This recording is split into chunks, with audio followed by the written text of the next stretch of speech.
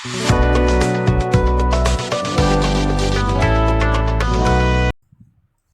Guys. तो आज के वीडियो में हम अष्टांग हृदय शास्त्र स्थान के तीसरे अध्याय ऋतुचर्या के बारे में बात करने वाले हैं। इस अध्याय में अनेक अनेक ऋतुओं में किस तरह का आहार विहार करना चाहिए जिसकी वजह से हमारी आयु दीर्घ रहे और सभी धातुएं साम्य बनी रहे, दोष प्रकोपित न हो, ये सारा विवरण देखने को मिलता है। ठीक है, तो चलिए स्टार्ट करते हैं, देखते हैं इस अध्याय में क्या दिए गए हैं। सबसे पहले देखते हैं कि 6 ऋतुएं। इसमें बताया गया कि माघ आदि 2-2 महीने से क्रमशः 6 ऋतुएं होती हैं। मतलब 2 महीने को मिलाकर एक ऋतु बनती हैं। अगर 12 महीने हैं तो हमारे 6 ऋतुएं बनती हैं। ठीक है? तो यहाँ पे सबसे पहले देखा गया माघ में फागुन मिलाकर शिशिर ऋतु बनती है। चैत्र वैशाख मिलाकर वसंत ऋतु बनते हैं। ज्येष्ठ आषाढ़ जो मास है उनको मिलाकर ग्रीष्म ऋतु बनते हैं।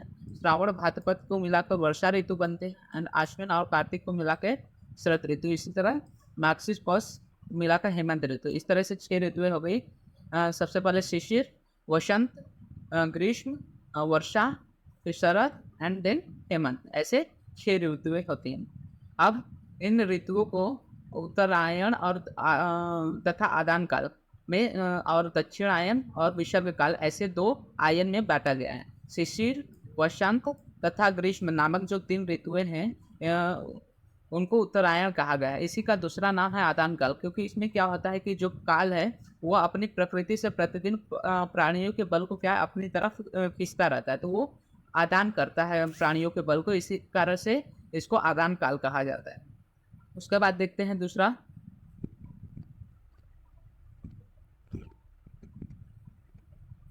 अग्नि गुण प्रधान आदान काल। अब आदान काल क्या है, वो शोषण करता है, जो भी प्राणी है उनके बलों का शोषण करता है। इसी कारण से उसको आदान काल कहा जाता है। आदान मतलब क्या, लेना, तो आदान कर रहा है वो, इसीलिए उसको आदान काल कहा गया है।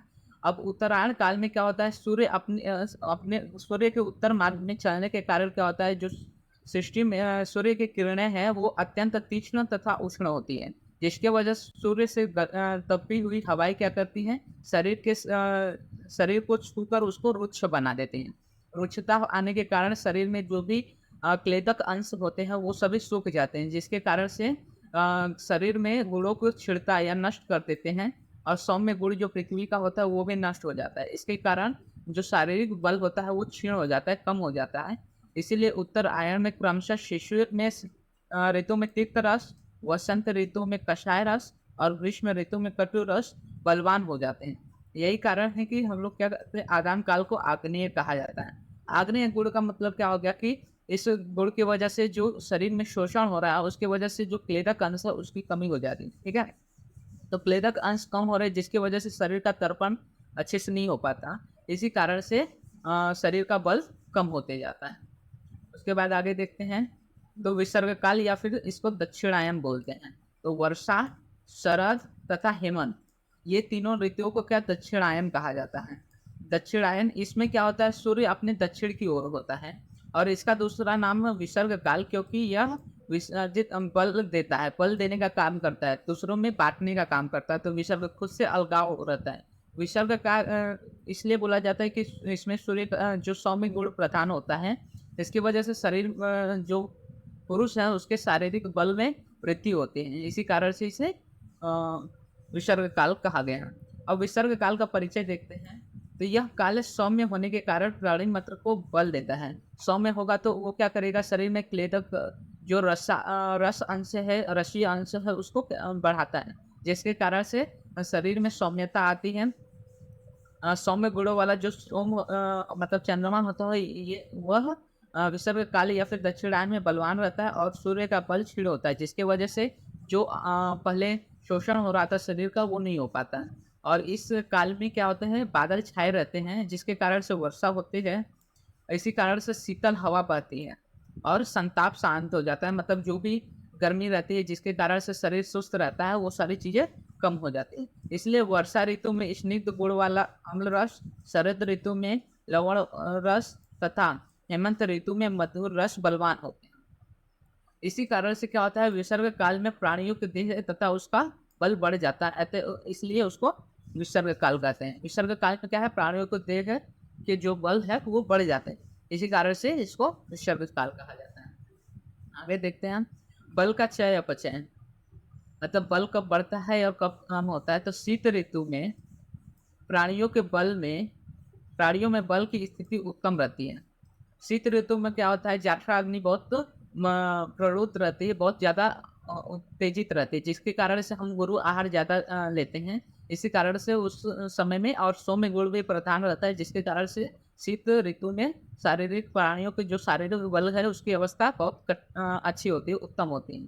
शेष तो जो शरद तथा वसंत ऋतु है उसमें शारीरिक बल की स्थिति मध्यम कोटि तथा वर्षा और ग्रीष्म ऋतु में बल की मात्रा अति अल्प हो जाती है। तो क्या है, देखिए शीत ऋतु में हेमंत और शिशिर क्या है सबसे अधिक शीत वाले ऋतु है। तो इसमें क्या है कि जो प्राणियों के बल है सबसे उत्तम होते हैं। उसके बाद शरद और जो वसंत ऋतु वो कम शीतलता वाले ऋतु है। तो उसमें क्या होता है, शारीरिक बल मध्यम रहते हैं, लेकिन जो वर्षा और ग्रीष्म ऋतु है वो ये बहुत कम शीत वाले ऋतु है। तो इसमें क्या होती है, जो प्राणी के बल होते हैं वो सबसे क्षीण होती है, सबसे अल्प होती है। उसके बाद हम लोग अलग-अलग ऋतुओं की ऋतुचर्या पढ़ेंगे, ठीक है? तो सबसे पहले देखते हैं हेमंत ऋतुचर्या, मतलब हेमंत ऋतु में हमें क्या-क्या आहार करना चाहिए, क्या विहार करना चाहिए जिससे शारीरिक बल अच्छे से बना रहे।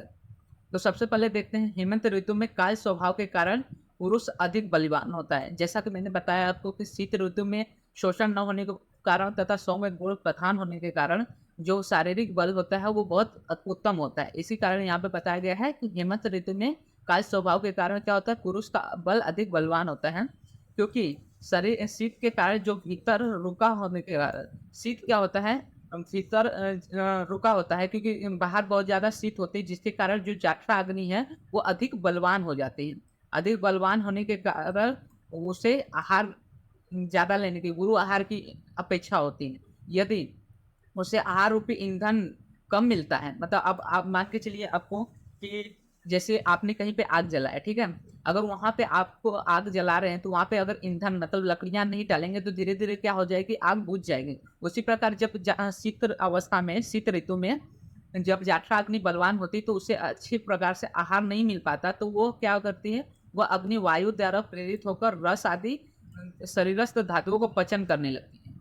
तो वो क्या करती है, अपना अपने आप को बनाए रखने के लिए जाठराग्नि वो जब ईंधन या फिर आहार न मिल पाता है तो वो रस या फिर शरीर में जो भी मांस आदि धातु है उनको पचाने लगती है, उनका शोषण करने लगती है।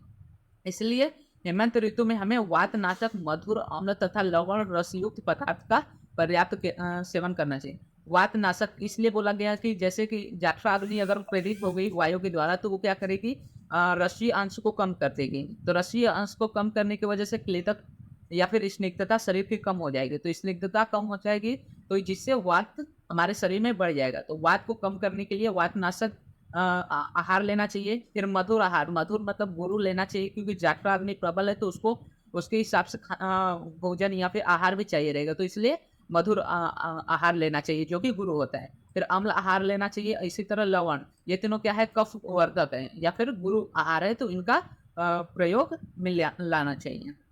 अब आगे देखते हैं।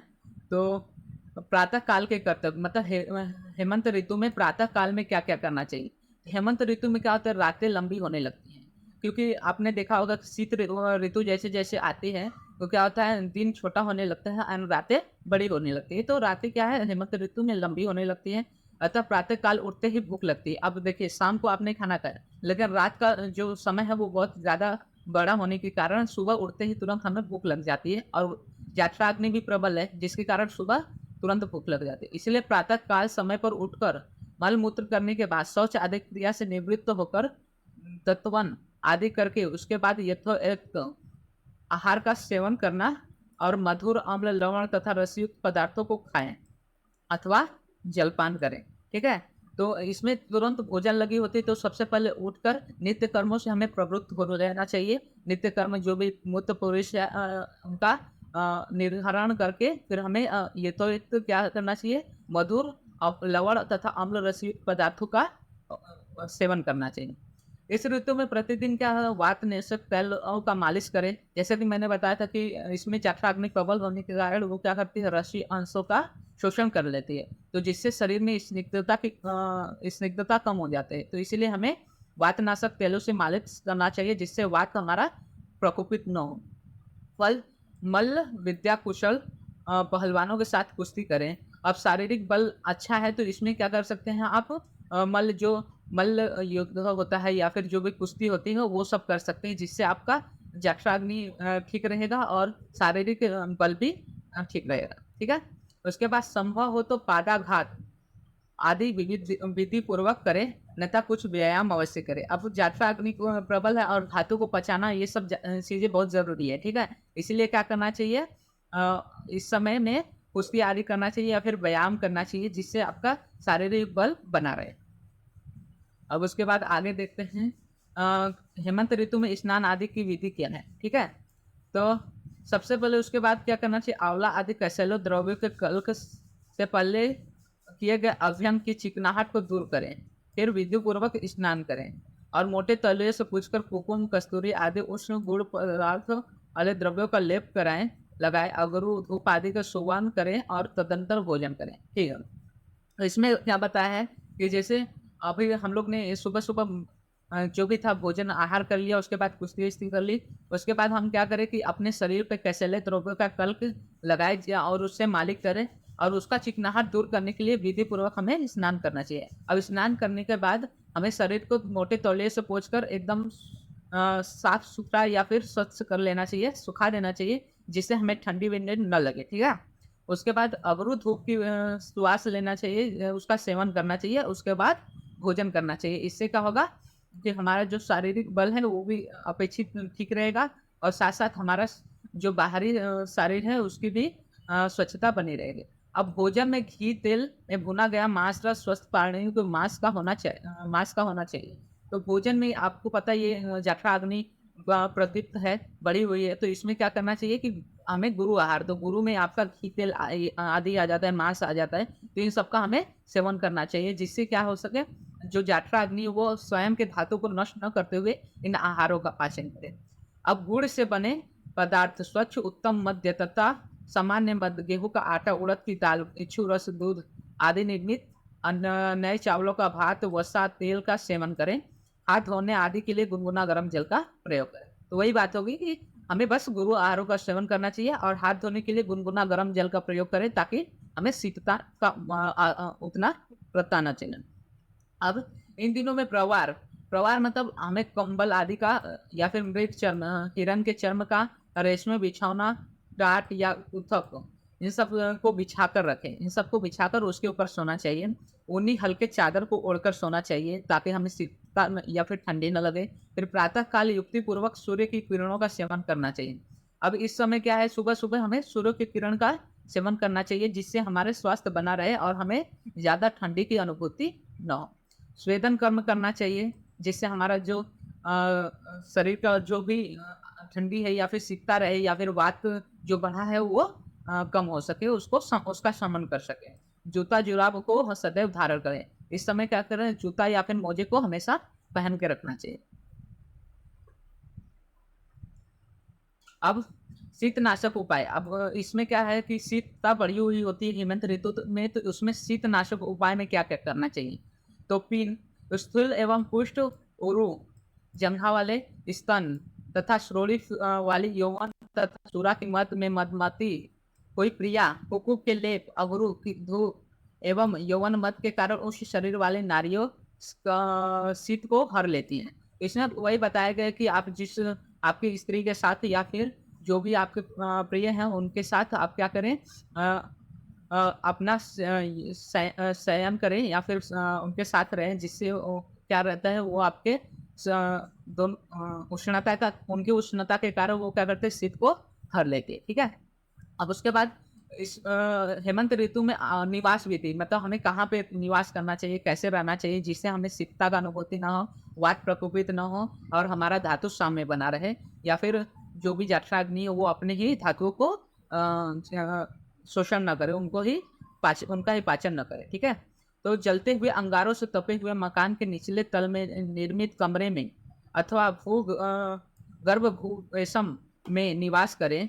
करने वाले नर नारियों को शीत के कारण उत्पन्न होने वाले परोसता संबंध कोई विकार नहीं होता, अतः इन दिनों में उक्त प्रकार घर में निवास करे। वही बताया गया कि हमेशा मकान में रहें और ऐसे मकान में रहे जो गर्भगृह में सब में रहे, मतलब घर के भीतर बनी हुई गुफा में रहे या फिर दो घरों के वही मध्य में रहे, जिससे क्या हो वहाँ पे शीतता का अधिक अनुभूति न हो। उसके बाद हम देखते हैं ये था हमारे पास हेमंत ऋतुचर्या का। हेमंत ऋतुचर्या में इतना ही था। अब हम देखते हैं शिशिर ऋतुचर्या। ठीक है, शिशिर ऋतुचर्या में हम देखते हैं कि हेमंत ऋतु जैसे में कही गई सभी विधियों का सेवन विशेष करके शिशिर ऋतु में भी करना चाहिए, क्योंकि शिशिर और हेमंत ऋतु में ज़्यादा कोई प्रभाव नहीं रहता। बस शिशिर ऋतु में क्या होता है, जो वायु रहती, हवाएं रहती, वो और तेज चलने लगती है। ठीक है, तो इसमें वात जन्य विकार और बढ़े जाते हैं। इसलिए क्या बताया गया कि हेमंत ऋतु में भी जो बताई गई विधियां है उसका पालन हमें शिशिर ऋतु में करना चाहिए। अब विशेषता यह है कि इस ऋतु में क्या होता है, हेमंत ऋतु के अपेक्षा अधिक शीत अधिक पड़ने लगता है, क्योंकि इस ऋतु में आदान काल का प्रारंभ हो जाता है। आदान काल मतलब हमारा जो बल हानि का काल होता है उसका प्रारंभ हो जाता है, अतः इसमें क्या होता है, रुचिता बढ़ने लगते हैं। इसीलिए हमें इसमें थोड़ा और ज़्यादा ध्यान देना चाहिए। अब उसके बाद देखते हैं कि वो, अच्छा यहीं तक दिया था, ठीक है। तो अब क्या इसमें और क्या क्या आप ध्यान दे सकते हैं कि जो शिशिर ऋतुचर्या है इसमें हमें और ध्यान देना चाहिए और क्या करना चाहिए, स्निग्ध शीत गुरु आहार का भोजन करना चाहिए और गर्म स्थान में रहना चाहिए, वातनाशक चीज़ों का उपयोग करना चाहिए। ऐसे अलग अलग चीज़ें के प्रयोग करना चाहिए, प्रयोग में लाना चाहिए। अब देखते हैं हम वसंत ऋतुचर्या के बारे में। तो वसंत ऋतुचर्या में हम देखते हैं शिशिर ऋतु में शीत की अधिकता के कारण क्या होता है, स्वाभाविक रूप से कफ दोष का संचय हो जाता है। ठीक है, अब शिशिर ऋतु में क्या है कि बहुत ज्यादा अधिकता हो जाता है, तो अधिकता के कारण कफ दोष सिंचित हो जाता है। लेकिन कफ दोष क्या है, ये आइस मतलब कठोर बर्फ के समान रूप रहता है। लेकिन कफ दोष वसंत ऋतु में सूर्य की किरणों से संतप्त होने से पिघलने लगता है। अब बर्फ जैसा रहता है, लेकिन ये क्या होता है, जब वसंत ऋतु में सूर्य की पहली किरणें पड़ने लगती है तो ये क्या होता है, विलीन होने लगता है, कठोर से वो पिघल कर किसने जलीय अंश में चेंज होने लगता है, ट्रांसफॉर्म होने लगता है।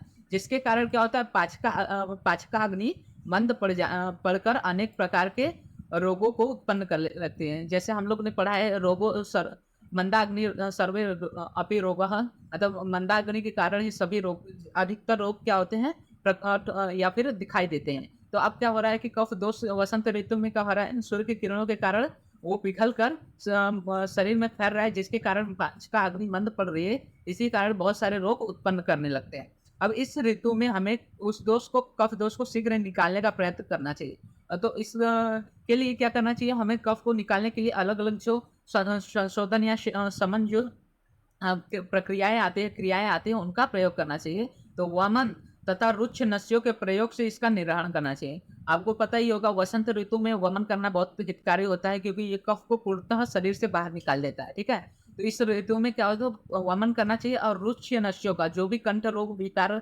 हुए रहेंगे कफ के कारण, तो उनका क्या हो जाएगा, निवारण हो जाएगा। इसीलिए क्या करना, रुक्ष नस्यों का भी प्रयोग में लाना चाहिए। अन्यत्र कहा भी है, हेमंते चीयते श्लेष्मा वसंते च प्रकृति, मतलब हेमंत में जो क्षय हुआ रहता है श्लेष्मा कफ, मतलब हेमंत ऋतु और शिशिर ऋतु में जो श्लेष्मा मतलब कफ संचित रहता है वो वसंत में प्रकोपित हो जाता है। तो यहाँ हेमंत शब्द के साक्षर में शिशिर ऋतु का भी ग्रहण कर लेना चाहिए। ठीक है, क्योंकि इन ऋतुचर्या में प्राय समान होता है। ठीक है, तो वही बताया गया कि हेमंत ऋतु का मतलब यहाँ पे शिशिर ऋतु का भी मान करना चाहिए। अब यहाँ पर क्या देगा, हेमंत शिशिर ऋतु में संचित कफ दोष का प्रकोप वसंत ऋतु में होता है। इसलिए कफ दोष को निकालने के लिए तीक्ष्ण वमन कारक द्रव्यों का से वमन कराएं और तीक्ष्ण एवं रुच्च औषधों का प्रतिदिन नश्य ले। वही रुच्च नश्य करें और साथ ही साथ कफ निकालने के लिए वमन कारक द्रव्य का उपयोग करें, जैसे कि आप मदन फल का उपयोग में ला सकते हैं। इस तरह से अलग अलग द्रव्य का उपयोग करके वमन कराएं। ये आपका होता है वसंत ऋतुचर्या। अब लघु तथा रुक्ष भोजन करें। लघु तथा रुक्ष भोजन करें, जिससे क्या हो जाएगा, जो भी आपका कफ बढ़ा है, तो कफ के गुण क्या है, वो कफ गुरु होता है तथा शीत होता है, स्निग्ध होता है। तो उसके विपरीत गुणों का हम आहार विहार लेंगे, जिसके कारण कफ क्या हो जाएगा, उसका शमन हो, कफ का शमन हो जाएगा। अब व्यायाम करें, उपटन लगाए, आघात, दंड बैठक आदि का प्रयोग करें, जिससे बड़ा हुआ कफ दोष क्या हो जाएगा, शांत हो जाएगा। धूम्रपान का भी कर सकते हैं उपयोग, या फिर कवल ग्रह, इस तरह से जो भी संशोधन आदि कर्म हो उनका हम उपयोग कर सकते हैं। उसके बाद हमें स्नान करना चाहिए, कपूर, अबरू, चंदन, कुकुम आदि का शरीर में अनुलेप करना चाहिए, तिलक करें, जिससे हमारे शरीर से सुगंधित वायु या फिर सुगंधित आरोमा निकले। ठीक है। उसके बाद भोजन में पुराने गेहूं की रोटी आदि बनाकर खाएं। मधु का सेवन करें। जंगल देश के प्राणियों के मांस के बने बड़े बनवाकर खाएं, वड़े बनवाकर खाएं, जो लोहे की सलाखा में पिरोकर पकाए जाते हैं, अतः इन्हें सुल्ली कहा जाता है। ठीक है। तो इसमें क्या बताया कि ये सब करने के बाद कवल ग्रह धूम्रपान सुबह सुबह करने के बाद हमें क्या करना चाहिए, स्नान करना चाहिए, फिर कपूर, अगरू या चंदन आदि का अनुलोप करना चाहिए। उसके बाद भोजन में क्या करना चाहिए, पुराने गेहूं या फिर चावल का बना हुआ आहार का प्रयोग करना चाहिए, क्योंकि जो नए चावल या फिर नए गेहूं रहते हैं वो गुरु रहते हैं उनके गुण में, लेकिन जो वही पुराने हो जाते हैं तो वो उसके अपेक्षा में लघु होते हैं। तो यहाँ पे क्या है, हमारा कफ दोष बढ़ा हुआ है, तो उनको कम करने के लिए हमें लघु आहार का प्रयोग में लाना चाहिए। इसलिए हमें क्या करना चाहिए, पुराने भोजन में जो पुराने गेहूं या फिर चावल है उनका भोजन में प्रयोग करना चाहिए। अब मधु क्या है, वमन कारक द्रव्य है, तो मधु का भी प्रयोग कर सकते हैं, जो कि कफ का नाश करता है।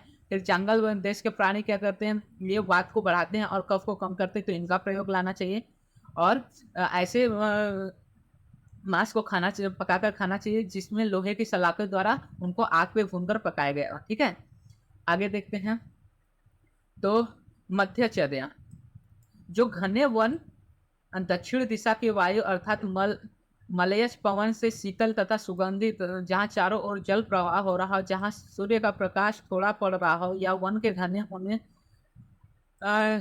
से न हो रहा हो, जहाँ हीरे मरकत आदि फर्श बने हों, इनकी कांति से युक्त वनों में, जहाँ कोयले कुक रही हो, सहवास करने योग्य स्थानों में, जहाँ विविध प्रकार के सुगंधित फूलों वाले वृक्ष हो, ऐसे वनों में सुख चाहने वाला पुरुष मित्र मंडली की कथा सुभाषित युक्त स्वभाव द्वारा मध्य काल वहाँ को बिताए। मतलब दोपहर में हमें जो वसंत ऋतु वो कहाँ बिताना चाहिए उसके बारे में यहाँ पे बताया गया। तो इसमें बताया गया कि हमें ऐसी जगह पे जाना चाहिए, ऐसे वन में जाना चाहिए जहाँ पे क्या हो, दक्षिण दिशा की वायु अर्थात जो पवन है वो शीतल वहाँ से बहती हो, वहाँ पे जल प्रवाह हो, सूर्य का थोड़ा प्रकाश पड़ता हो, क्योंकि अधिक प्रकाश से क्या होता है, कफ और विलीन होगा, जिसकी वजह से और जो जठराग्नि हो वो बंद पड़ जाएगी। ठीक है। उसके बाद योग स्थानों में जहाँ से सुगंधित फूलों के जो सुगंध आ रहे हो, ऐसे वनों में उद्यान या फिर उद्यानों में क्या करें, हमें विचरण करना चाहिए, जो हमारे मित्र हैं उनके साथ रहना चाहिए। इस तरह से हमें मध्याकाल मतलब दोपहर का वहाँ पे समय बिताना चाहिए। अब वसंत ऋतु में अपत्य क्या है, मतलब वसंत ऋतु में हमें किस आहार का या फिर विहार का पालन या फिर उसका सेवन नहीं करना चाहिए। तो इस ऋतु में शीतल पदार्थ, दिन में सोना, स्निग्ध पदार्थ, अम्ल तथा गुरु रस पदार्थों का सेवन न करें, क्योंकि ये सभी क्या है, कफ वर्धक है। अब शीतल पदार्थ कफ का गुण है, शीत का। फिर उसके बाद दिन में सोना, दिन में सोने से क्या होता है, कफ की वृद्धि होती है। स्निग्धता भी कफ का गुण है। और अम्ल मधुर रस जो है वो कफ को बढ़ाने वाला है। तो इन सब का सेवन हमें नहीं करना चाहिए, क्योंकि इनसे क्या होगा, कफ दोष और प्रकोपित होगा, जिससे हमें कफजन्य विकार उत्पन्न हो सकते हैं। तो इनका हमें त्याग करना चाहिए, इनका हमें सेवन नहीं करना चाहिए। उसके बाद देखते हैं हम ग्रीष्म ऋतुचर्या। ग्रीष्म ऋतुचर्या में हमें क्या क्या करना चाहिए, क्या नहीं करना चाहिए, उसके बारे में आप देखते हैं। तो ग्रीष्म ऋतु में क्या होता है, तीक्ष्ण अश्रु जो सूर्य होते हैं अपने किरणों से क्या करते हैं, संसार के जलीय तत्वों का शोषण करती है, जिससे क्या होता है, जो पृथ्वी पे या फिर मनुष्य के शरीर का जलीय अंश है उनका शोषण होने लगता है, वो सूखने लगते हैं। ठीक है। तो इस जिसके कारण क्या होता है, शरीरस्थ जलीय अंश कफ धातु का भी क्षय होने लगता है। फलता क्या होता है, वात दोष की वृद्धि हो जाती है। अब जैसे आपको पता ही है, कफ और वात के विपरीत गुण होते हैं, तो अगर कफ का क्षय हो रहा है तो वात क्या हो जाएगा, उसकी वृद्धि होने लगेगी। इसलिए क्या होता है, इस ऋतु में लवण, कटु तथा अम्ल रस पदार्थों का का तथा व्यायाम एवं धूप का सेवन करना छोड़ देना चाहिए, क्योंकि आपको पता ही होगा मधुर, अम्ल, लवण ये क्या करते हैं, कफ को बढ़ाते हैं। वैसे ही लवण, कटु, अम्ल ये क्या करते हैं, रस पदार्थ क्या करते हैं, आपके जो पित्त है या फिर वात है उनको प्रताड़ित करते हैं, उनको बढ़ाते हैं। इसके कारण क्या होता है कि वात और प्रकोपित होता है। तो ऐसे समय में हमें इन सबों का उपयोग छोड़ देना चाहिए। उसके साथ-साथ व्यायाम नहीं करना चाहिए, क्योंकि आपको पता ही है ग्रीष्म ऋतु में जो शरीर बल होता है वो सबसे अल्प होता है। इसी कारण से इसमें व्यायाम आदि कार्य नहीं करना चाहिए और का भी सेवन नहीं करना चाहिए। इसके बाद देखते हैं सेवनीय पदार्थ, सेवनीय पदार्थ के बारे में। मतलब इस ग्रीष्म ऋतु में हमें किस-किस पदार्थों का सेवन करना चाहिए? तो ग्रीष्म ऋतु में अधिक मधुर आहारों का सेवन करें, क्योंकि वात बढ़ा हुआ है, वात प्रकोपित होने वाला है, तो इसलिए हमें क्या करना चाहिए? मधुर आहार का सेवन करना चाहिए जो कि कफ को बढ़ाए तथा लघु स्निग्ध पदार्थों का एवं शीतल पेयों का सेवन करें। तो वही लघु जो कि शीघ्र पच जाता हो ऐसे आहार का, स्निग्ध हो जो कि कफ वर्धक हो, तथा शीतल ऐसे आहारों को सेवन करना चाहिए जो कि कफ को बढ़ाए तथा वात का शमन करे। उसके बाद देखते हैं सत्तू सेवन विधि। अब हमें क्या करना है, सत्तू मतलब जो जौ या फिर गेहूँ के पिसे हुए भाग से बनाया जाता है, उसको वो सत्तू होता है। तो इसका क्या होता है, अत्यंत शीतल जल से स्नान करें, चीनी मिलाकर सत्तुओं को चाटें। अब क्या बताया गया है कि सत्तू सेवन विधि में इसमें बताया गया कि गर्मी के ऋतु में हमें क्या करना चाहिए, सत्तू का सेवन करना चाहिए और शीतल जल से स्नान करना चाहिए, जो कि क्या होते हैं, कफवर्धक होते हैं और ये क्या करते हैं, शरीर में हीनता मतलब शीतलता प्रदान करते हैं। ठीक है? उसके बाद मद्य सेवन। ग्रीष्म ऋतु में मद्य का सेवन करना चाहिए, ना करना चाहिए। उसके लिए यहाँ पे बताया गया है कि इन दिनों में मद्यपान का सेवन नहीं करना चाहिए। यदा अगर आपको पीने की आदत है तो क्या करें, थोड़ा-थोड़ा पिएँ या उसमें बहुत सा जल या फिर पानी मिलाकर पिएँ। जिससे क्या होगा, वो पिएँगे भी तो वो उसका ज़्यादा प्रतिकूल असर ना होते हुए वो अनुकूल रहता है शरीर के लिए और धातुओं को साम्य बनाए रखता है। मद्यपान का निषेध, आपको पता ही है, अगर हमारा शारीरिक बल एकदम क्षीण है, एकदम अल्प है, तो इसमें मद्य का प्रयोग नहीं करना चाहिए, क्योंकि मद्य क्या करता है, आपके जो जलीय अंश है उनको शरीर से मूत्र के द्वारा बाहर निकालता है, जिससे आपको और शोषित मतलब रुचिता का प्रतीति होता है। तो इसी कारण से मद्य का पान का निषेध किया जाता है। तो शास्त्रीय आज्ञा के विरुद्ध किया हुआ मद्यपान क्षय मतलब इमेशिएशन करवाता है। पाठ भेद के अनुसार सौंफ शरीर में सूजन लाता है। शिथिलता जो शरीर की अंग है, शरीर के अंग हैं उनमें ढीलापन लाता है, जो शरीर के मांसपेशी है उनमें ढीलापन लाता है, जो ब्लड वेसल्स है उनको ढीला करता है, उनमें शिथिलता लाता है। उसके बाद दाद शरीर में जलन पैदा करता है, बेहोशी। अब शरीर में रुचिता होने के कारण, जलीय अंश नहीं होने के कारण क्या होता है, शरीर में बेहोशी आदि या फिर बहुत सारे विपरीत या फिर प्रतिकूल के विकार उत्पन्न करता है। ठीक है? अब उसके बाद देखते हैं भोजन। अब ग्रीष्म ऋतु में किस प्रकार का भोजन करना चाहिए, उसका हम विवरण देखते हैं। तो सबसे पहले कुंद मतलब चमेली का भेद के समान सफ़ेद मतलब चमेली के समान सफ़ेद इंदु या चंद्रमा के समान शीतल साले चावलों के भात को तीतर, बटेर और जंगल देशी प्राणियों के मांस रस के साथ खाएँ। तो कुंद मतलब चमेली जो है उनके समान सफ़ेद तथा इंदु इन सबके समान और सालिस चावलों के साथ तीतर बटेर आदि जो जंगली और प्रदेश के मांस रस के साथ खाएँ, मांस के साथ नहीं, मांस रस के, क्योंकि इस ऋतु में क्या है, हमारा जो जठरा अग्नि है वो उतना प्रदीप्त या फिर बलवान नहीं होती, इसलिए अगर मांस ले रहे हैं तो उसका पाचन अच्छे से नहीं हो पाएगा, इसलिए इसमें मांस रस लेने का हमें निर्देश दिया गया है। अब पेय विधान देखते हैं। तो इस ऋतु में हमें किस प्रकार से पेय करना चाहिए। तो अधिक गाढ़े मांस रस का सेवन न करें। वैसे ही हमने बताया कि मांस का या फिर अधिक गाढ़े मांस रस का सेवन न करें, क्योंकि हमारी जठराग्नि उतनी प्रदीप्त नहीं होती, जिससे क्या होता है, पाचन क्रिया अच्छे से नहीं होती। इसी कारण से हमें अधिक गाढ़े मांस रस का सेवन नहीं करना चाहिए। रसाला मतलब आपका श्रीखंड हो गया, फिर उसके बाद राग, रायता या फिर खांडव या फिर खट्टे जो मधुर नमकीन के रसों के घोल होते हैं, इनका पान करना चाहिए। ठीक है? ये क्या करते हैं, शरीर में शिथिलता और स्निग्धता प्रोवाइड करते हैं, जिससे आपका कफ गुण बढ़ेगा और वात कम होता है। फिर पंचसार का सेवन करना चाहिए। और जो नई मिट्टी के पात्र में बनाया गया हो, इस प्रकार के शोधित गंध जिसमें आती हो, उसे शीतल करने के बाद कुछ देर केले अथवा महुए के पत्तों से ढककर रखे हुए पात्र या शरबत को पिए। मतलब वही ठंडे शीतल शरबत का पेय करना चाहिए, पीना चाहिए, जिसमें कुछ खटाई भी मिलाई गई हो। अम्ल गुण होने के कारण क्या करता है, वो कफवर्धक होता है। ठीक है। उसके बाद मिट्टी या पुरवा या कुल्हड़ या कसीरा होना चाहिए। ये क्या करते हैं, हमारे जो भी अगर फ्रिज नहीं है तो वैसे फ्रिज का पानी पीना भी नहीं चाहिए। तो ये क्या करते हैं, जो भी हमारे पदार्थ हैं, पेय पदार्थ हैं, उनको शीतलता देते हैं। तो इनमें रखे हुए पदार्थों का हमें सेवन करना चाहिए। अब पीने से पहले इसे पाढ़ल के फूलों तथा कपूर से सुगंधित वही उसमें सुगंधित द्रव्य मिला लेना चाहिए, जिससे उसका गुण और अधिकृत हो जाए और पीने में हमें और अच्छा लगे। ठीक है। अब देखते हैं रात्रि में धूम्रपान विधि। तो संसा किरण नामक भोजनों का सेवन करते हुए चंद्रमा तथा तारों द्वारा शीतल किया और मिश्री से मिले भैंस के दूध को पिए।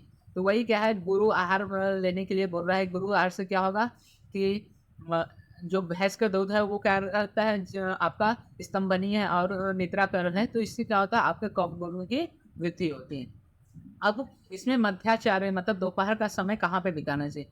तो दोपहर के समय धूप से पीड़ित मानव आकाश को छूने वाले अर्थात तो बहुत ऊंचे बड़े साल ताल या तमाल वृक्षों से जहाँ सूर्य की किरणें छिप गई हो, अथवा माधवी लताओं से परिवेष्टित अंगूरों के वृक्षों से युक्त उपवनों में शयन और रहना।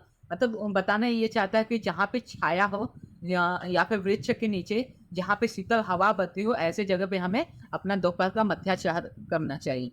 उसके बाद शयन विधान मतलब इसमें कैसे सोएं, रात्रि को कैसे नींद ले। तो सुगंधित एवं शीतल जल के से बार बार सींचे गए पटालिकाओं पर्दों वाले आमों के कोमल पत्ते एवं फलों की बंधनवारों से सुसज्जित कायमान जो ऊंचाई तथा चौड़ाई में निवास करने वाले इच्छुक नर नारी के शरीर के नफ वाले घर में तथा उसमें बिछे हुए बिस्तर में सो। मतलब बोलना वही चाहता है कि ऐसी जगह पे जहाँ से शीतल हवा बहती हो। ठीक है। तो शीतल हवा अगर आप ठंडे बार बार जलों से भिगाए हुए पर्दों में सोएंगे तो वहाँ से बहने वाली जो वायु रहेगी वो क्या हो जाएगी, आपके पास पहुँचने से पहले शीतल हो जाएगी। तो वही बताना चाहता है कि हमें शीतल जगह पे आराम या फिर विश्राम करना चाहिए। उसके बाद शयन विधान में और कुछ बताया गया है कि केलों के पत्ते, सुगंधित कहरों, फिर मृणालों मतलब कमलकंद जो हमारे कमल होते हैं और मुलायम पत्तों शयन इन सब से बिछी हुई या फिर इन फूलों से सुगंधित जो भी शयन है उसमें गर्मी से पीड़ित पुरुष सोए अथवा धारागृह के समीप शयन करें। धारागृह के शयन मतलब जो नीचे वाली शयन गृह है वहाँ पे शयन करें, क्योंकि वहाँ पे क्या होता है, थोड़ी शीतलता होती है। ठीक है। जिस घर में शिल्पियों द्वारा स्त्री की आकृति की पुतलियां बनाई गई है, उसके स्तनों, हाथों तथा मुख पर रखे गए हस्त से सुगंधित जल बह रहा हो, ऐसे स्थानों में मतलब वही कहीं पे फवारा ववारा हो तो उसके हिसाब से वहाँ पे करें। अब रात्रिचर्या में बताया गया कि रात का समय कैसे बीता है। तो रात के समय चूना पुते हुए महल की छत पर जहाँ चंद्रमा की चांदनी छिटती हो वहाँ बैठना या लेटना चाहिए। तो वही रात में मतलब बोलना चाहता है कि छत पे रहना चाहिए जहाँ पे शीतल हवा भी रहे और साथ साथ चंद्रमा की शीतल करने भी वहाँ पे पहुँचते रहे, जिससे आपका जो सौम्य गुण है वो बढ़ सके, जिससे आपका जो लेते अंश दिन के समय में सुस्त हो गया है वो वापस आपके शरीर में लौट सके। आपका जो शरीर का क्लेतन सुस्त हो गया है वो अपने रसी अंश वापस निवृत्त हो सके। अब वर्षा ऋतुचर्या के बारे में पढ़ते हैं।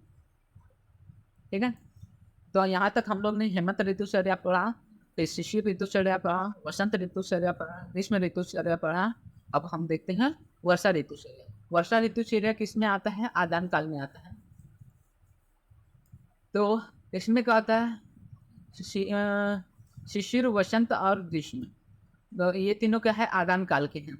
और जो वर्षा ऋतु, हेमंत ऋतु और जो शरद ऋतु है, ये तीनों किसमें आपका विसर्ग काल में आते हैं। तो आदान काल के प्रभाव से दुर्बल शरीर वाले प्राणियों की पहले से मंद हुई जो अग्नि है, जैसे तो मैंने बताया ग्रीष्म आदि ऋतु में जठरा अग्नि मंद हो जाते हैं, तो इस ऋतु में वात आदि दोषों से और भी अधिक मंद पड़ जाते हैं। अब जैसा कि देखा कि वर्षा ऋतु में वात प्रकोपित होता है, जिसके कारण क्या हो जाती है, जठरा अग्नि और मंद पड़ जाती है, क्योंकि वे दोष जल के भार से लटकते हुए बादलों द्वारा आकाश में छाए रहने से तुषार युक्त एवं शीतल वायु के स्पर्श से पृथ्वी से निकल अब क्या हो रहा है कि वर्षा ऋतु में क्या हो रहा है कि पृथ्वी जो पहले से तपित हुई है गर्मी में, उस पे जब वर्षा आता है की बूंदें पड़ती है तो वो भास्प बन जाते हैं, ठीक है? वो भास्प बनकर शरीर में अलग-अलग लेवल पे अम्ल विपाक तैयार करती हैं, जिसके कारण क्या होता है शरीर पे उसके दूषित प्रभाव देखने को मिलते हैं। ऐसी स्थिति हो जाने के कारण साधारण आहार विहार जो वात आदि दोषों का शमन करने वाला ऐसा और जब जठरा अग्नि को वर्धक हो, ऐसे आहार विहारों का सेवन करना चाहिए। क्योंकि ग्रीष्म ऋतु में मंद पड़ी हुई जठरा अग्नि वर्षा ऋतु में अम्ल विपाक के कारण और दूषित हो जाती है। तो इसी कारण से हमें ऐसे आहार विहार का प्रयोग करना चाहिए जिससे क्या हो सके जठरा अग्नि भी वर्धक हो और वात का भी शमन हो सके। ठीक है? उसके बाद देखते हैं शरीर शुद्धि। अब जैसे कि अम्ल विपाक हुआ तो उसमें शरीर शुद्धि किस प्रकार कर सकते हैं या फिर वात का जो प्रकोप हुआ है तो वात को कैसे कम कर सकते हैं, उसके लिए शरीर शुद्धि का क्या-क्या इसमें देखा जा रहा है उसके बारे में देखते हैं। तो इस ऋतु के आरंभ में वमन विरेचन क्रियाओं द्वारा शरीरगत संचित दोषों का शोधन करके निरोहण बस्ती का सेवन करें। अब आपको पता है बस्ती क्या है? वात के लिए सर्वश्रेष्ठ चिकित्सा है, तो इसमें निरोहण बस्ती का सेवन करना चाहिए। और पहले खाए हुए भोजन के भली-भाँति पक जाने के या फिर पाचन हो जाने के बाद ही उसके बाद दूसरे भोजन का सेवन करना चाहिए, ठीक है? अब इसमें पुराने गौ, जौ आदि सुपचित पदार्थों को खाएँ, अच्छी प्रकार से पकाएँ और छौंके हुए मांस, रोस, भरण आदि क्योंकि जठरा अग्नि उतनी प्रदीप्त अभी भी नहीं हुई है, तो इसी तरह थोड़े लघु बहुत ज़्यादा लघु भी नहीं और बहुत गुरु भी आहार का सेवन ना करें। ऐसे आहार विहार का सेवन करें जो कि पच सके, ठीक है? उसके बाद सर्वांचल युक्त तथा पंचकोल के चूर्ण को मिलाकर उक्त मांस रसों जूसों तथा आसवों का सेवन करें, ठीक है? अब सेवनी विहार, अब इसमें कैसा विहार मतलब कैसा हमें आचरण या फिर हैबिचुअल एक्शंस करने चाहिए। तो इन दोनों में नंगों पैरों से गीली भूमि में तथा कीचड़ में नहीं चलना चाहिए। अब क्या होता है कि इसमें पहले से ही वाष्प निकल रही होती है भूमि से, तो इसमें क्या होता है अगर हम नंगों पैरों से गीली भूमि पे चलते हैं तो वो वाष्प क्या करते हैं शरीर में शरीर को दूषित करती है। हमारे पद से शरीर में जाकर शरीर को दूषित करती है। कीचड़ भी क्या है उतना शुद्ध नहीं रहता क्योंकि इसमें के जो शुरुआत के जो पानी रहता है जो कि वर्षा उसमें बहुत सारे अ, जो शरीर को धातुओं को विकृत करने वाली चीज़ें होती हैं उनका मिश्रण होता है। इसलिए इसमें क्या होता है गीली भूमि में तथा कीचड़ों में बिना मतलब बिना शूज़ के या फिर नंगे पैरों नहीं चलना चाहिए। इत्र आदि सुगंधित पदार्थों का प्रयोग करते रहना चाहिए। वस्त्रों में अगरू आदि का धूप देना चाहिए। अब छत के ऊपर चारों ओर से खुले कमरे में निवास करें। जहाँ पे शीतल वायु बहती रहे मतलब हल्की वायु का आना-जाना रहे। जहाँ पृथ्वी से निकलने वाली भाप न हो, सर्दी न हो तथा वर्षा की बौछारें भी न पहुँचें। तो इससे क्या होगा कि हमें असात्मजन्य विकार नहीं होंगे, ठीक है? अब इसमें त्याज्य विहार क्या है मतलब हमें क्या चीज़ नहीं करना चाहिए? तो इन दोनों में नदी या नद के जलों तथा पतला मठा या छाछ को न पिएँ। क्योंकि क्या होता है कि नदी या नद जल में हम लोग जैसे देखते हैं कि पहले जो रहता है वर्षा का जल उसमें एसिड रेन होता है, उसमें बहुत सारे अविकारिक चीज़ रहते हैं जिसके कारण हमारा स्वास्थ्य बहुत बिगड़ सकता है। इसलिए हमें इस नदी या नद के जल का सेवन शुरू में नहीं करना चाहिए। सत्तू का सेवन नहीं करना चाहिए। उसके बाद दिन में नहीं सोना चाहिए। अधिक परिश्रम नहीं करना चाहिए और धूप का भी सेवन नहीं करना चाहिए, ठीक है? तो इन सब चीज़ों को हम लोग सेवन ना करें जिससे क्या होगा कि वात दोष ज़्यादा प्रकोपित ना होगा और हम और वात दोष का शमन करने के लिए, शोधन करने के लिए वमन आदि या फिर निरोहण बस्ती आदि का हमें सेवन करना चाहिए। उसके बाद देखते हैं शरद ऋतुचर्या। शरद ऋतुचर्या में हम क्या देखते हैं वर्षा ऋतु में जो पानी से भीगे हुए अतएव शीत युक्त प्राणियों के शरीरों में पित्त का संचय क्रमशः होता रहता है। वर्षा ऋतु में ही क्या होता है कि हम लोग ज़्यादातर आप देखते हैं कि वर्षा ऋतु में हम लोग इस तिक्त पदार्थ या फिर तेल से हुए पदार्थ या फिर तिक्त पदार्थ का ज़्यादा सेवन करते हैं जिसके कारण वर्षा ऋतु में पित्त का संचय हो जाता है, ठीक है? उसके बाद शरद ऋतु के आ जाने में क्या होता है एकाएक सूर्य की तेज किरणें शरीर पे पड़ने लगती हैं। जिसके कारण वर्षा में जो संचित हुआ पित्त रहता है वो शरद ऋतु में क्या होता है प्रकोपित हो जाता है और शरीर में बहुत सारे विकार पैदा करने लगता है। अब उसको कम करने के लिए उस पर विजय पाने के लिए पित्त जनित विकारों को पैदा न कर दे इसके लिए हमें क्या करना चाहिए तिक्त घृत का सेवन करना चाहिए, विरेचन तथा रक्त मोचन कराना चाहिए। अब आपको पता है पित्त का सबसे पहला असर या फिर जो इफ़ेक्ट होता है हमारे रक्त पे पड़ता है कि पित्त और रक्त एक-दूसरे के आश्रयी हैं। ठीक है? तो हमें रक्त मोचन आदि चीज़ कराना चाहिए। अब उसको तिक्त घृत का सेवन कराना चाहिए जिससे उसका विरेचन हो सके, आदि का सेवन करना चाहिए जिससे क्या हो सके जो पित्त जन्य विकार है वो हमें ना हो। ठीक है? उसके बाद तिक्त स्वादु कषाय स चुची धातु भस्य लघु सलिम मूत्र शीत धात्री पटोल मधु जांगलम। ठीक है? तो आहार विधि में क्या बताया गया कि तिक्त मधुर तथा कसैले रस पदार्थों का आहार काल में भूख लगने पर थोड़ी मात्रा में खाएं, क्योंकि ये क्या करते हैं, तिक्त रस क्या करता है आपके पित्त को बढ़ाता है, वैसे ही कसैला रस भी आपके नहीं ये तिक्त मधुर और कसैले रस क्या करते हैं पित्त को कम करते हैं, तो इसमें क्या करना चाहिए थोड़े थोड़े मात्रा में इन तीनों का हमें सेवन करना चाहिए। और साली के चावल, मूंग, मिश्री या खाड़, आंवला, परवड़, मधु तथा जंगल प्राणियों के मांस या मांस रस का सेवन करें। कि पित्त बढ़ा हुआ है तो ये क्या है जठरा अग्नि को बहुत ज़्यादा प्रदीपित कर देता है, तो उस बढ़ी हुई जठरा अग्नि को उसके हिसाब से ईंधन देना चाहिए, तो इसीलिए इन सभी आहार विहारों का पालन करना चाहिए। अब हंसोदक सेवन। अब हम देखते हैं हंसोदक क्या होता है। हंसोदक मतलब क्या होता है, दिन में क्या होता है सूर्य की गर्मी से तपा हुआ और रात्रि में क्या होता है चंद्रमा की किरणों से शीतल, अर्थात सूर्य एवं चंद्र के किरणों से एक बार जला हुआ या तपा हुआ और तुरंत शीतल हुआ। और अगस्त तारा है उसके उदय हो जाने के कारण जो निर्विष या फिर दोष रहित एवं जो पवित्र निर्मल या फिर दोष नाशक जल है उसको हम लोग हंसोदक कहते हैं। मतलब ऐसा जल जिसपे सूर्य की गर्मी तथा चंद्रमा का शीतल किरणों के कारण और तथा अगस्त तारा के उदय हो जाने के कारण वो क्या होता है एकदम निर्मल हो जाता है, दोष नाशक हो जाता है, त्रिदोष खर हो जाता है। उस जल को हम हंसोदक जल कहते हैं। यह जल क्या होता है अभिस्यंद कारक नहीं होता, मतलब शरीर में स्त्राव उत्पन्न नहीं करता और न ही रुच होता है, मतलब न ही रुचता उत्पन्न करता है। यह अमृत के समान गुणों वाला जल होता है और यह पीने योग्य होता है। तो शरद ऋतु वर्षा ऋतु में हम लोग ने देखा था कि नदी या जो भी नद है उनका जल उतना पीने योग्य नहीं होता, तो वही बताया गया है कि इस ऋतु में क्या करना चाहिए, हमें इन सभी जलों का प्रयोग करना चाहिए, जो हंसोदक जल है उसको प्रयोग में लाना चाहिए। उसके बाद बिहार में क्या बताया है कि रजनी मुख रात्रि होने के बाद 1-2 घंटा तक आरंभ में चंदन, खस तथा कपूर का लेप लगाकर मोतियों की माला धारण कर फिर साफ सुथरे वस्त्र पहनकर चूना से पुते हुए भवन के ऊपरी छत पर बैठकर चूना के सदृश उज्ज्वल चांदनी का सेवन करें। तो बिहार में क्या बताया गया है कि इसमें क्या है आपका पित्त बढ़ा हुआ है, तो पित्त क्या है आपका सौम्य गुण के विपरीत होता है, तो मतलब सूर्य के अग्नि या फिर आग्नेय गुण बोल सकते हैं पित्त का, तो इसके विपरीत हमें सौम्य गुण को बढ़ाना चाहिए। तो सौम्य गुण बनाने के लिए हमें क्या करना चाहिए, चांदनी जो चंद्रमा है उसके किरणों का हमें सेवन करना चाहिए। इसीलिए बताया गया कि चूने से पुते हुए ऊपरी भवन मतलब छत पे हमें चांदनी का या फिर चांद के किरणों का सेवन करना चाहिए, जिससे हमारा शरीर में सौम्य गुण बढ़े और क्लेदक अंश भी बढ़े, जिससे हमारे शरीर का तर्पण हो सके। ठीक है। उसके बाद अपथ्य निषेध, इसमें किस चीज़ का निषेध है, तो इस ऋतु में हमें 10 वस्तुओं का सेवन नहीं करना चाहिए। वो 10 वस्तुओं क्या है, सबसे पहले ओस।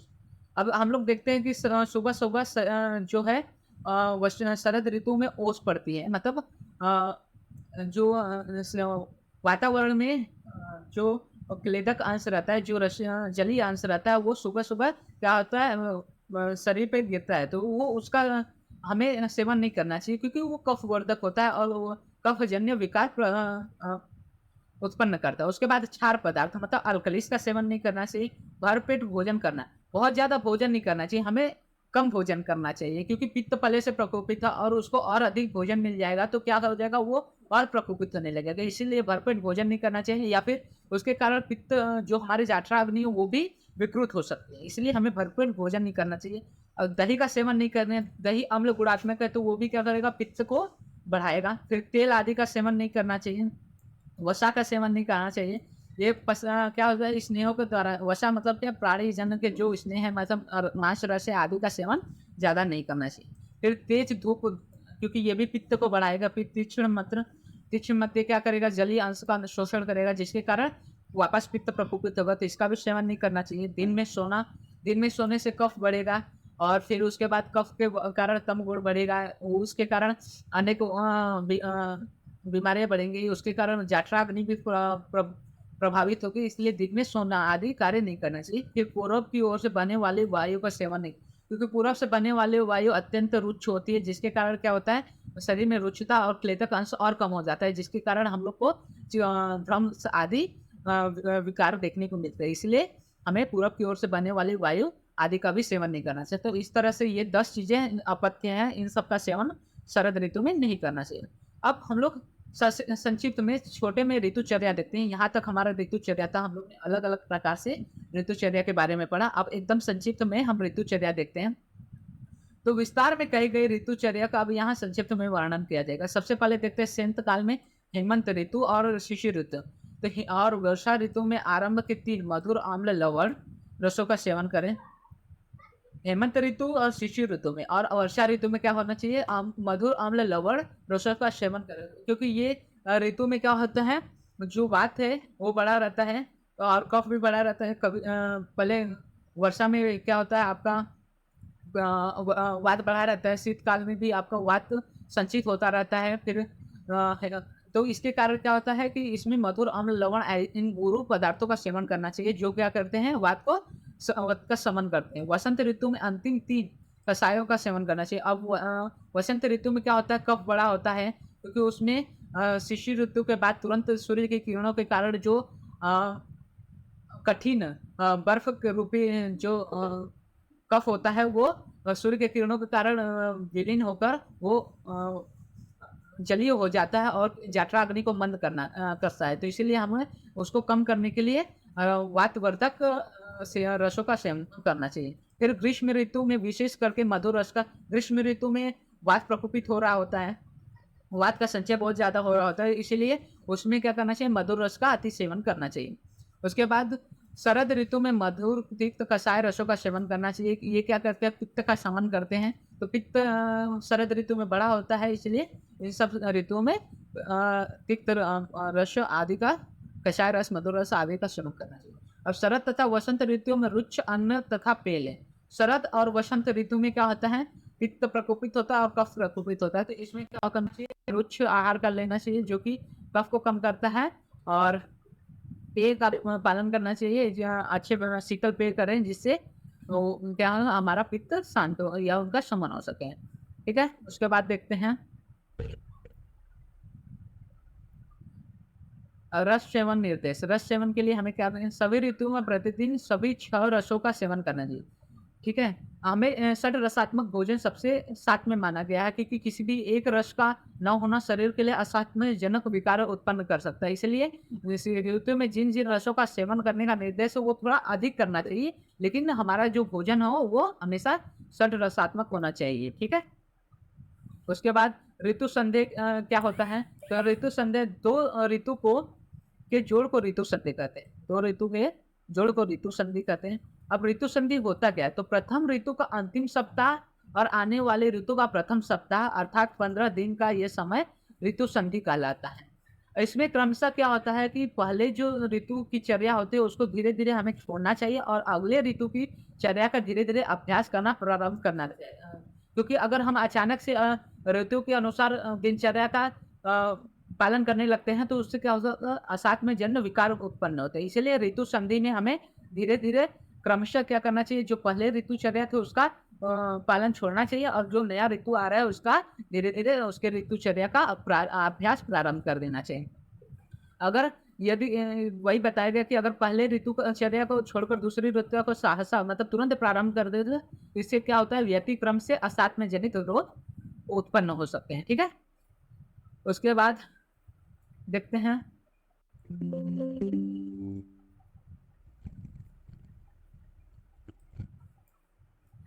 ठीक है, तो यही तक हमारा था तृतीय अध्याय, जिसमें हम लोग ने ऋतुचर्या के बारे में पढ़ा। अब हम अगले वीडियो में देखेंगे आगे की चीजें। ठीक है।